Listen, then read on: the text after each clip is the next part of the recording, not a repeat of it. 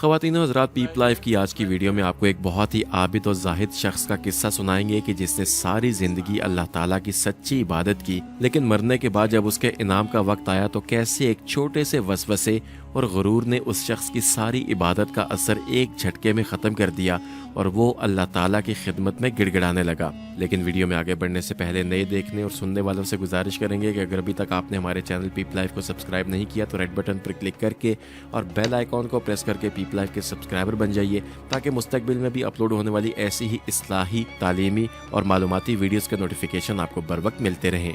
पिछली उम्मतों में एक वलीउल्लाह था जो बहुत ही इबादत गुजार, जाहिद और आबिद था। वो दीन हनीफ का मुकम्मल पैरोकार था और सारे काम छोड़कर हर वक्त इबादत में लगा रहता था, मगर बीवी, बच्चों का और दीगर दुनियावी मसाइल भी सामने थे। चुनाचे उसके दिल में ख्वाहिश पैदा हुई कि इन तमाम झगड़ों को छोड़कर किसी तरीके से हर वक्त इबादत में मशगूल रहे। उसने बीवी बच्चों से अलहदगी इख्तियार की, सारी जायदाद और मालो दौलत दे दिलाकर समुंदर के वस्त में एक जजीरा था, वहां आकर डेरा डाल दिया।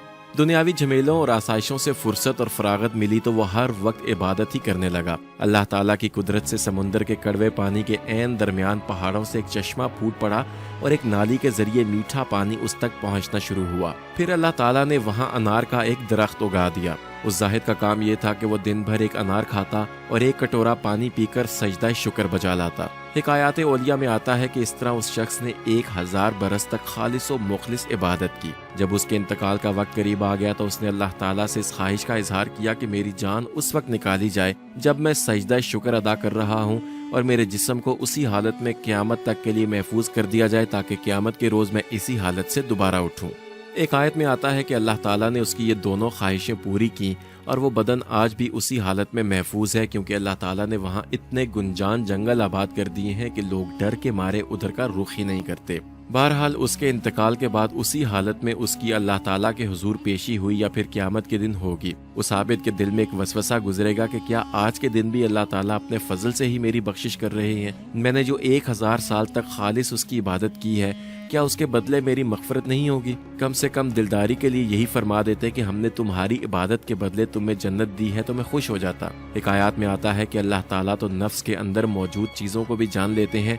चुनाचे उसकी 500 बरस की इबादत महज उस समुंदर के दरमियान जारी होने वाले मीठे पानी के चश्मे के एक कटोरे के बदले पूरी हो गई, जबकि उसकी बाकी 500 बरस की इबादत के बदले में अल्लाह ताला फरिश्तों से फरमाएंगे कि इसे जहन्नुम में मत लेकर जाओ और जहन्नुम से इतनी दूर खड़ा करो कि जहां से जहन्नुम का फासला 500 बरस हो। हिकायात में आता है कि फरिश्ते उसे वहां पर ले गए जहां से जहन्नुम का फासला 500 साल का था। जहन्नुम की एक लिपट आई और वो आबिद सर से पैर तक खुश्क हो गया और प्यास प्यास पुकारने लगा। वहीं गैब से एक हाथ बरामद हुआ कि जिसमें मीठे पानी का एक कटोरा था। वो आबिद चिल्लाया कि ये पानी मुझे दे दो, तो गैब से आवाज आई कि ये पानी कीमतन मिलता है। उस आबिद की 500 बरस की खालिस इबादत के बदले में उसे पानी का वो कटोरा मिला तो उसने वो पानी पिया और उसकी जान बची। अल्लाह ताला ने दोबारा उस आबिद को अपने सामने पेश किया और उसे कहा कि ए बंदे, तेरी इस 1000 साल की इबादत का बदला हमने तुम्हें दे दिया, और बदला भी वो दिया जो तुमने खुद तजवीज़ किया कि उस इबादत के बदले में तुम्हें पानी का कटोरा मिल गया।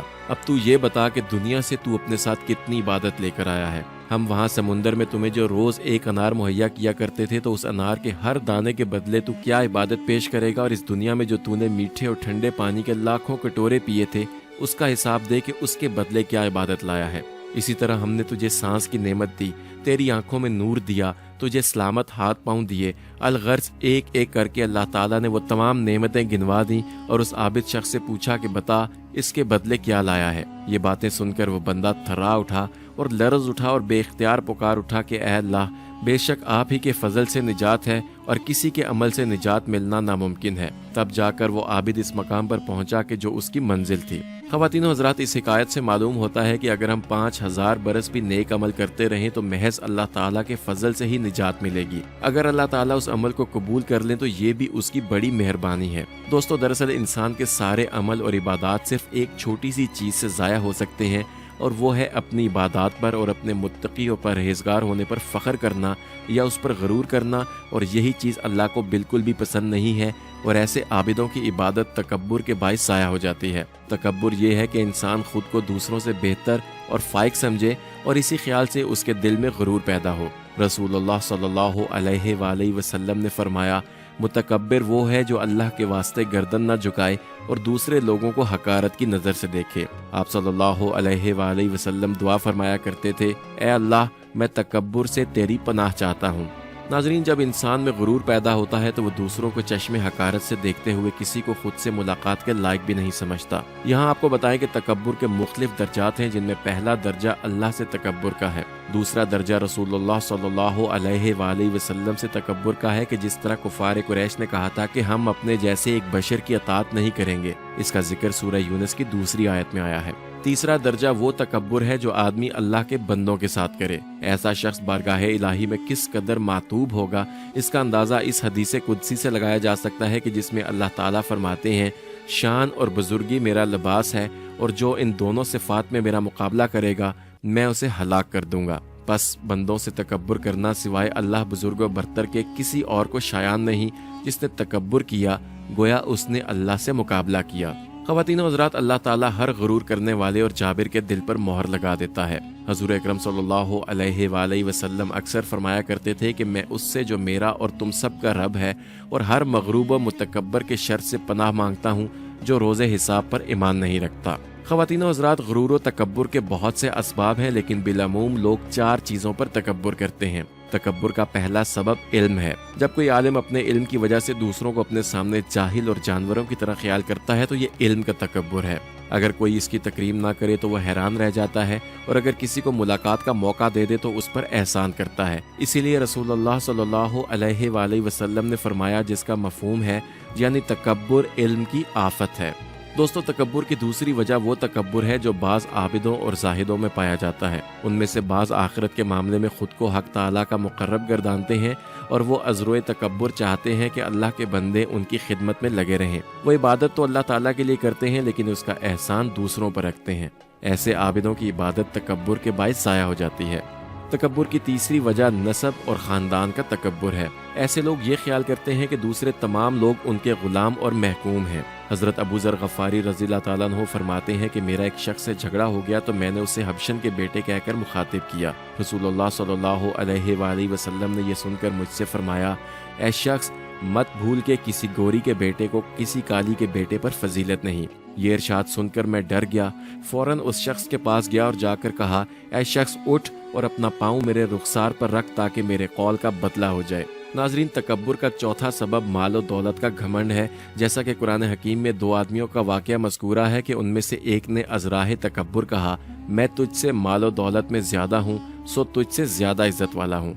दोस्तों, इस्लाम ने बता दिया है कि इनमें से कोई भी चीज़ फ़ख्र व गुरूर का ज़रिया नहीं, बल्कि तुम में से अल्लाह के नज़दीक ज़्यादा इज़्ज़त वाला वो है जो ज़्यादा परहेज़गार है। हज़रत अब्दुल्ला बिन मसूद से रिवायत है कि जिस शख्स के दिल में ज़र्रा बराबर भी तकब्बुर होगा वो जन्नत में दाखिल नहीं हो सकेगा। इन अहकामात को जहन नशीन करने के बाद इंसान को चाहिए कि अल्लाह ताला को पहचाने कि अज़मत व बुजुर्गी सिर्फ उसी के लिए है, उसके बाद खुद को पहचाने। कुरान पाक में एक जगह आता है कि इंसान मारा जाए, ये कैसा नाशुक्रा है। इसे अल्लाह ने किस चीज़ से बनाया?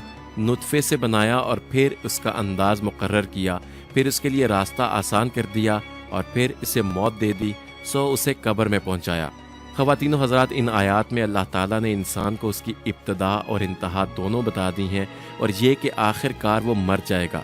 ना समात रहेगी, ना बसारत, ना तख्त, ना ताज, ना जिस्म और ना जान, बल्कि मरने के बाद ऐसा बदबूदार हो जाएगा कि सब उसको देखकर अपनी नाक बंद कर लेंगे और कीड़े मकोड़ों की वो खुराक बनेगा और रफ्ता रफ्ता खाक हो जाएगा। अगर खाक ही रहता तो भी गनीमत थी, मगर ऐसा भी नहीं होगा, बल्कि क़यामत के रोज़ कब्र से उठाया जाएगा, जहाँ फटे हुए आसमान और गरजते हुए सितारों को देखेगा।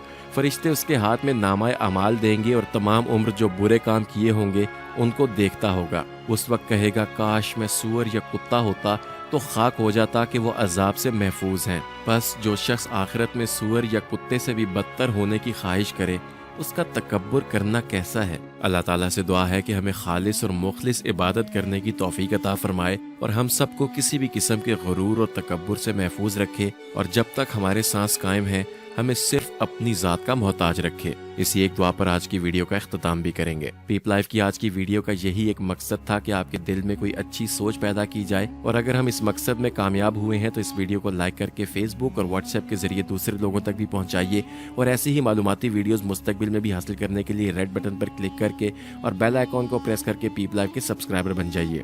بہت جلد کسی ایسے ہی اصلاحی، تاریخی اور اسلامی واقعے کے ساتھ دوبارہ آپ کی خدمت میں حاضر ہوں گے۔ اجازت دیجیے، اپنا اور ارد گرد کے لوگوں کا خیال رکھیے۔